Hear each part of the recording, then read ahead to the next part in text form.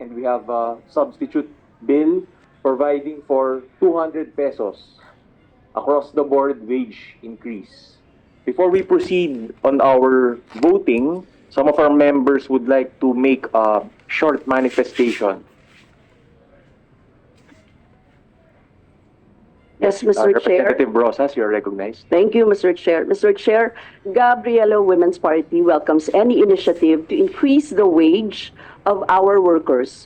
Para sa ating mga manggagawa, ang bawat dagdag na sahod ay mahalaga upang maitawid ang pangangailangan ng bawat pamilya. Ang pagpasa ng isang panukalang batas para sa wage increase sa committee level ay isang mahalagang hakbang pasulong. Inani ito ng bawat manggagawa na walang kapagurang ipinaglalaban ng taas sahod.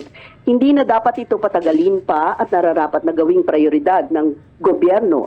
Now, while this bill is a positive step forward, Gabriela Women's Party acknowledges that our workers who continue to fuel our nation need more. The 200 pesos increase is still far from providing our workers with a family living wage that can sustain the basic needs of every Filipino family. Ayon nga sa Ibon Foundation, estimate ng pamilya na pangangailangan ay 1,207. This amount known as the family living wage. It represents the necessary income to cover essential food and non-food expenses while also allowing for savings and social security investments. Patuloy ang pagtaas ng presyo ng mga bilihin at singil sa mga batayang serbisyo gaya ng tubig, kuryente, pagkain, langis. Nandyan din ang mga hakbanging ipinasa ng gobyerno na nagpapahirap sa manggagawa tulad ng Create More, na lalong nagpalobo ng tubo ng mga negosyante at korporasyon, pinigang iba't ibang state exactions ang mga manggagawa tulad ng pagtaas ng SSS contribution,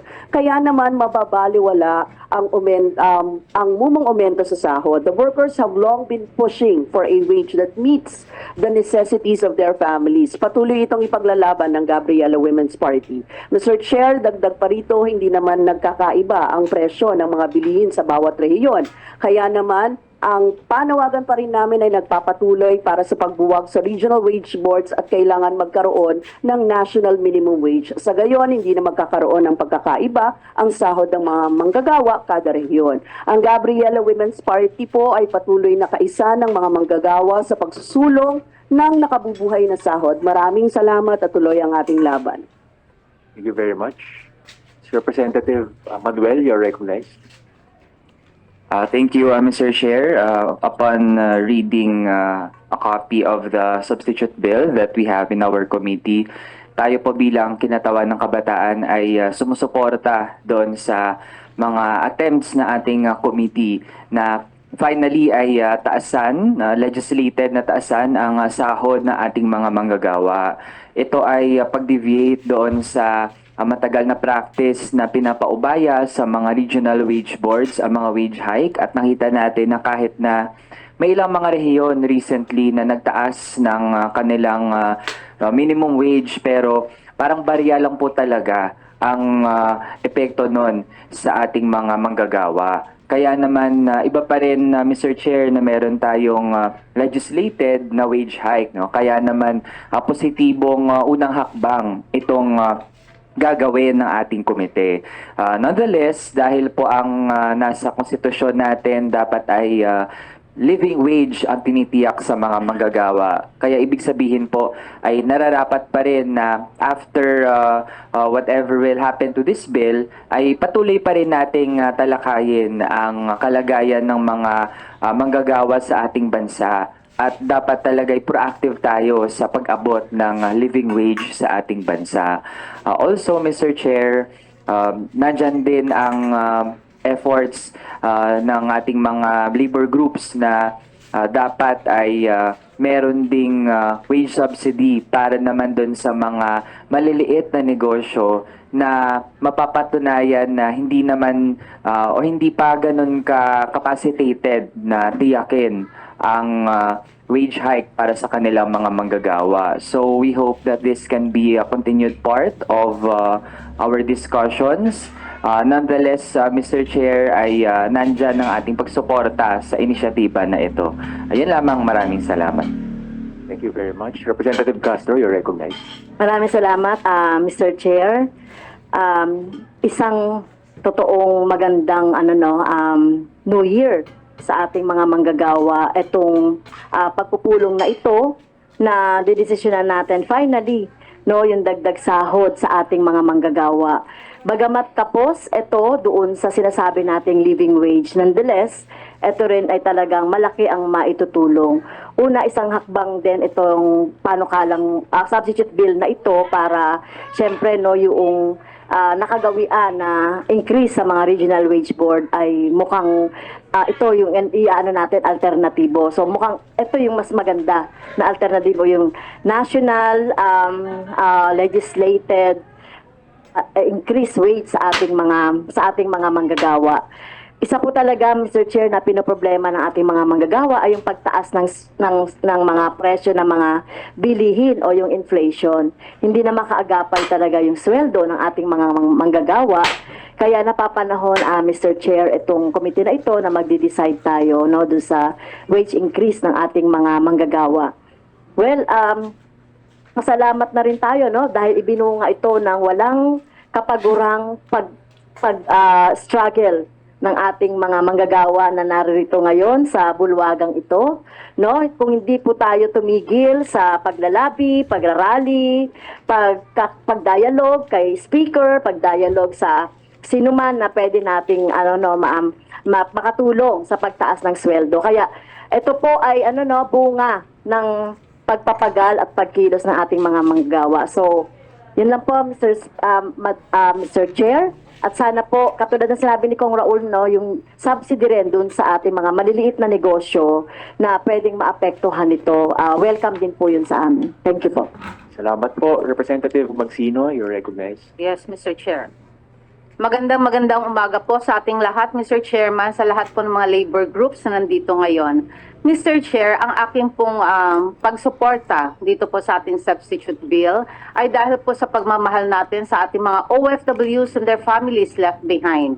Hindi po makakaila ang epekto ng inflation, yung mabilis na pagtaas ng mga presyo ng mga bilihin at serbisyo sa ating bansa sa kasalukuyan. Sa ganito pong sitwasyon, Mr. Chair, lumiliit po ang tunay na halaga o real value ng salapi natin. Kaya lumiliit din po ang dami ng produkto at serbisyong kaya nitong bilhin na nakakaapekto sa ating pang-araw-araw na pamumuhay, lalo na po ng mga kababayan natin at mamamayan na hindi naman kaya o hindi maka-afford.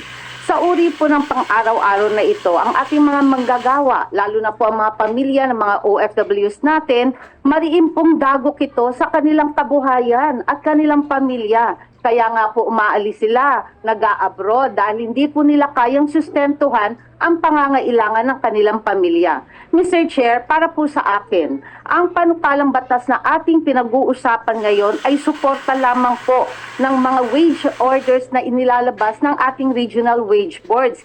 Hindi naman po regular na magpapasa sa Kongreso ng ganitong legislated wages kung hindi sa panahon na may krisis pang-ekonomiya sa ating bansa, katulad na nagaganap na walang puknat na inflation increases sa kasalukuyan. Mahalaga rin po, Mr. Chair, na bigyang puntos natin ang pananaw sa pamamagitan ng sapat at competitive na pasahod na mapapanatili ng mga kumpanya ang kanilang mahuhusay, mga talented na mga manggagawa at maipadama ng ating mga employers ang pagpapahalaga sa kapakanan ng mga manggagawa natin dahil malaking espeto ito sa ating industrial peace.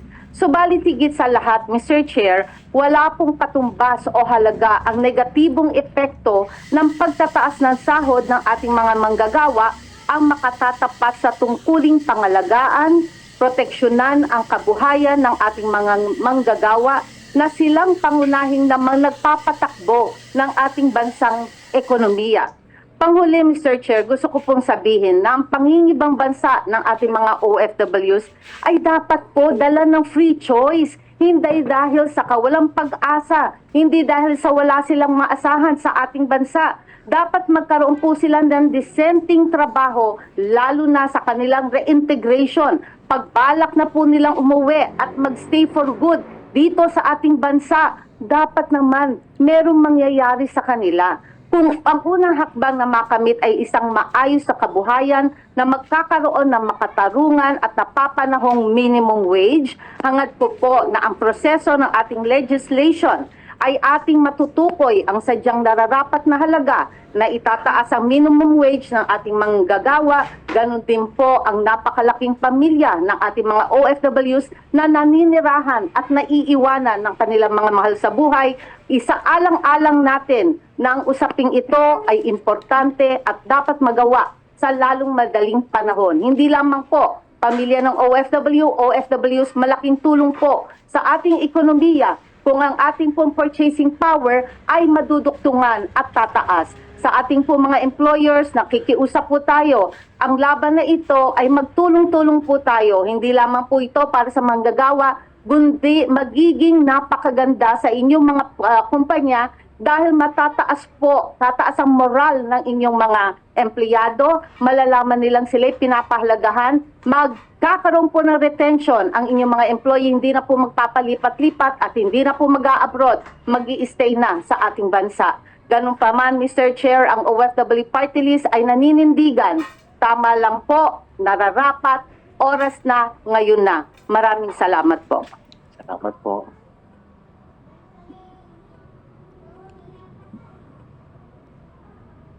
We now proceed to the voting. Mr. Chair, this one. Yes, Deputy Speaker Mendoza, you're recognized. Maraming salamat for this Sir. morning's hearing, Mr. Chair.